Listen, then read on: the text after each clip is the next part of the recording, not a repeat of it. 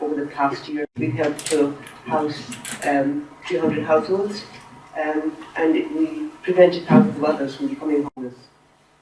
For most people who are out of home, if the response is quick and targeted, they can be helped to move out of homelessness very quickly and into a new home and back into a community. It's simply a transitory stage in their lives. If that isn't there, if that quick, targeted, appropriate response isn't there, people get more and more into the cycle of homelessness, and in quite a short time, the homelessness becomes a permanent state rather than a transitory stage in their lives. And it can be a state where people live for weeks and for months, and they live on the margins, and they find it really difficult, more difficult by the day, to re-enter in society and to be part of society. It has always been Hope Ireland's ambition to enable people to move out of homelessness quickly. But today it's virtually impossible to do that, despite of the willingness of people who become homeless to wanting to come out of it, and the willingness of our own staff in wanting to help them out of it. It is simply virtually impossible for many people. Why? Simply because the housing isn't there.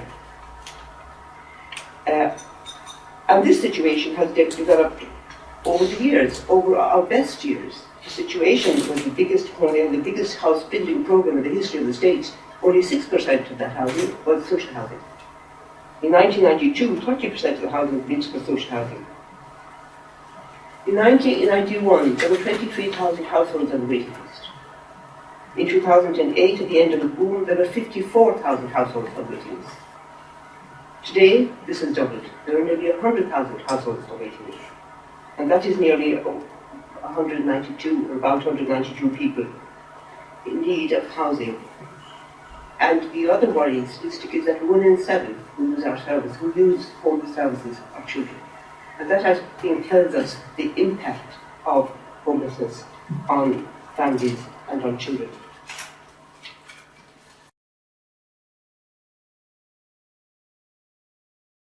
I would really like to recognise and acknowledge the great commitment that our staff and our volunteers have demonstrated throughout the year. Without them, we really wouldn't have been able to achieve what we have done in the year just gone by. I'd also like to thank the Minister for the support of her department and the local authorities that we work with nationally. I'd also like to thank the HSE, with whom we have a very good relationship with, and a lot of other statutory bodies. It is this support that we get from them and the partners that we work with, the corporates that provide this financial support to us, and indeed the public, without whom we wouldn't be able to do the work we do. And it's that that helps us make a real difference to the lives of thousands of people who are in need in Ireland today. The services that we provide benefited 7,459 people in 2011. This is compared with 6,500 with whom we helped in 2010. So that's another 15% increase that we experienced last year. In a declining funding environment, our staff have had to be incredibly inventive as to how to manage to cope with the increase in demand in this environment that we're faced with. We also witnessed a very sharp rise, nearly 40%, in the number of people who are availing of our advice and information services. And this is part of our strategy, our 2011 to 2016 strategy, is we're trying to put as much more emphasis as we can on preventative services to help prevent people from becoming homeless. And in line with that, providing advice and information and support as early as possible to those people who are vulnerable and at risk of becoming homeless is key. Perhaps, like Stan said, the most important statistic that we have to acknowledge in terms of success is that we were able to provide 300 households the ability to secure a home in 2011. And that's through our tenancy support and settlement services and our housing program. So that's 300 households who have a home now. but didn't in 2010, which is tremendous.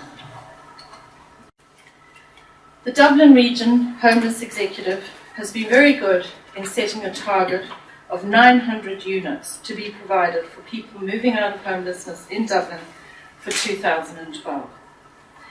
Given that around 40% of homeless adults live outside of Dublin, in the regions, we are calling on the Minister to ensure that the other regional homeless fora set their own targets, amounting to about 700 units for the rest of the country.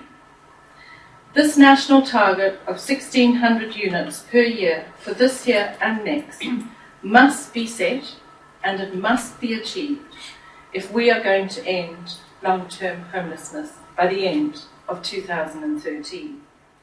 NAMA actually delivers a real social dividend and plays a key role in solving homelessness. We welcome very much the government has convinced NAMA to identify 2,000 homes to be used for social housing. However, NAMA providing a list of addresses, although is welcome, is a long way from delivering a real social dividend.